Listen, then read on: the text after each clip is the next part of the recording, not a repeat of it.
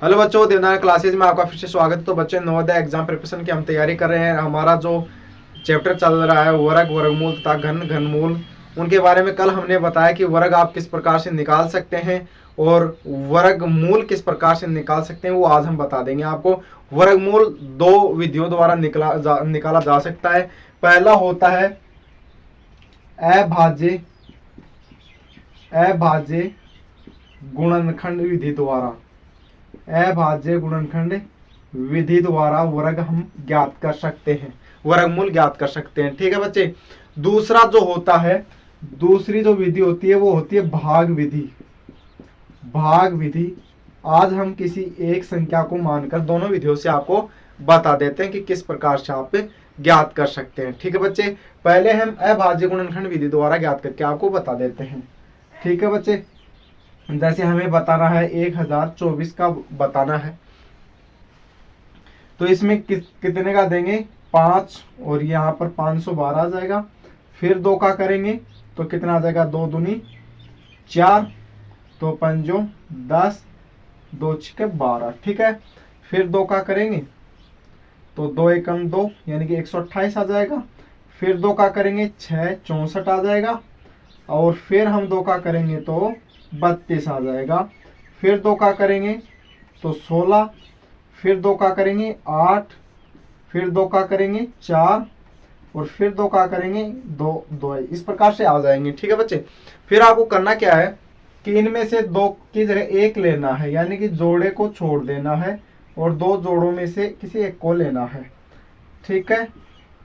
तो 2 2 2 और 2 और 2, तो 2 दूनी 4, 4 दूनी 8, 8 दूनी 16, 16 दूनी 32। ये जो 1024 का वर्गमूल कितना होगा, 32 होगा। तो ये हो जो विधि है उसे कहते हैं अभाज्य गुणनखंड विधि द्वारा वर्गमूल ज्ञात करते हैं, इस प्रकार से। ठीक है बच्चे। दूसरी जो हमारी होती है वो है भाग विधि। भाग विधि द्वारा हम किस प्रकार ज्ञात कर सकते हैं वो भी आपको बता देते हैं अभी।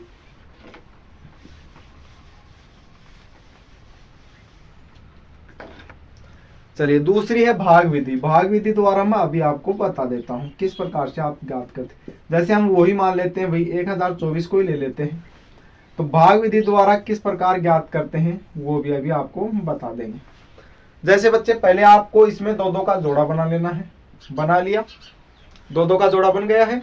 अब क्या करना है आपको, इस वो संख्या आपको बतानी है जिसका वर्ग 10 से कम हो या फिर 10 हो। तो 10 तो किसी का वर्ग होता नहीं है, और 10 से कम किसका होता है, 9 वर्ग होता है। किसका होता है, 3 का वर्ग होता है।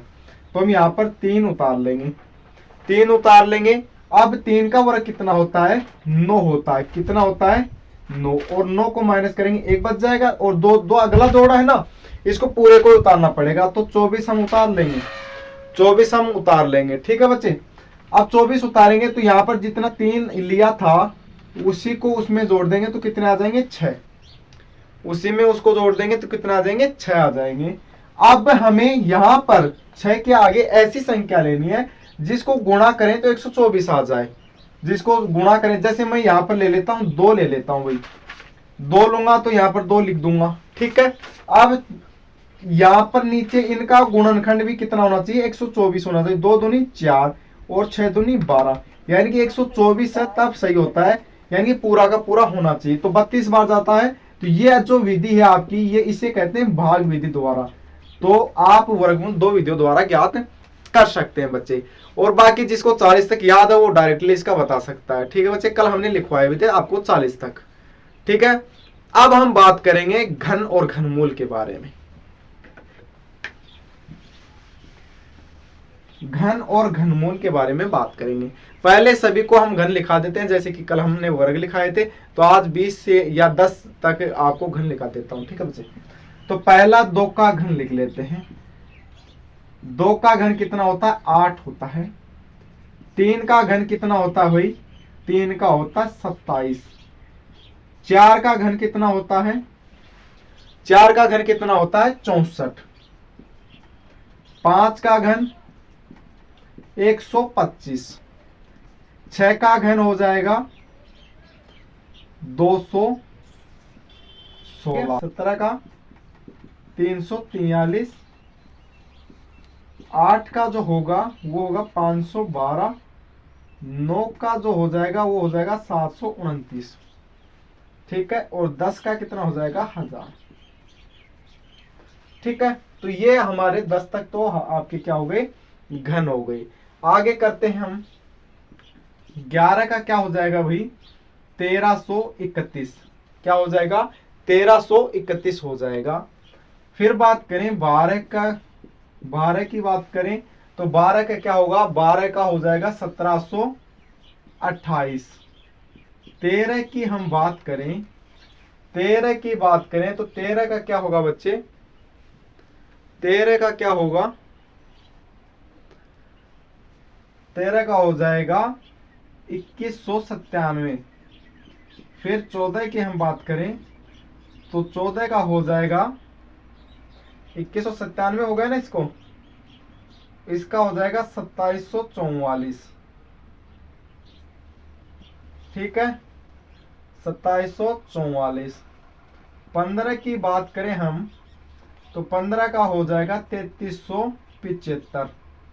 16 की बात करें तो हो जाएगा 4096, और 17 का जो होगा वो हो जाएगा 4913, यानी 4013, 913, और 18 का जो होगा वो हो जाएगा 5832, यानी 5832, और 19 का होगा 68 हो जाएगा, 68 और 59 हो जाएगा बच्चे। और 20 का जो हो जाएगा, अरे मैंने स्क्वायर लगा दिया सभी के भाई, क्यूब की बात कर रहे हैं हम, क्यूब की बात कर रहे हैं, ठीक है बच्चे। तो इसका हो जाएगा 8000। तो इस प्रकार हमें घन याद होना चाहिए, तो इसका आप स्क्रीनशॉट ले सकते हैं, ठीक है। अब बात करते हैं कि निकाला कैसे जाता है, ठीक है। मैं आज आपको बताऊंगा कि किस प्रकार से निकाला जाता है। मिटा देते हैं। पहले बात करें कि क्यूब कैसे करें, क्यूब कैसे निकालेंगे, ठीक है। जैसे आपको मानना है कि आपको 12 का क्यूब निकालना है,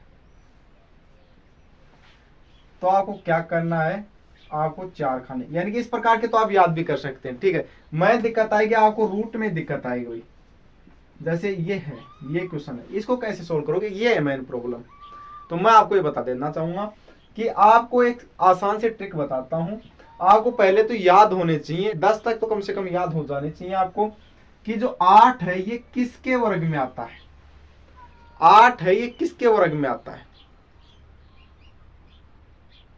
8 किसके वर्ग में आता है।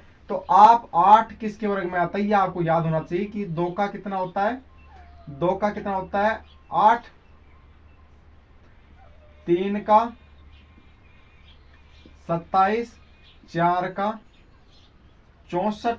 तो इस प्रकार आपको पता चल गया कि 8 किसके में आता है, 2 में आता है। तो एक आपको ये ले लेना है।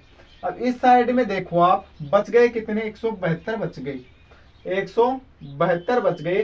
अब आपको क्या करना है, एक का लास्ट इस वाले का देखना है, एक का, ये एक का तो एक ही रहेगा ना। तो इस प्रकार आप याद कर सकते हैं। आगे और भी बता सकता हूं, 3375 है,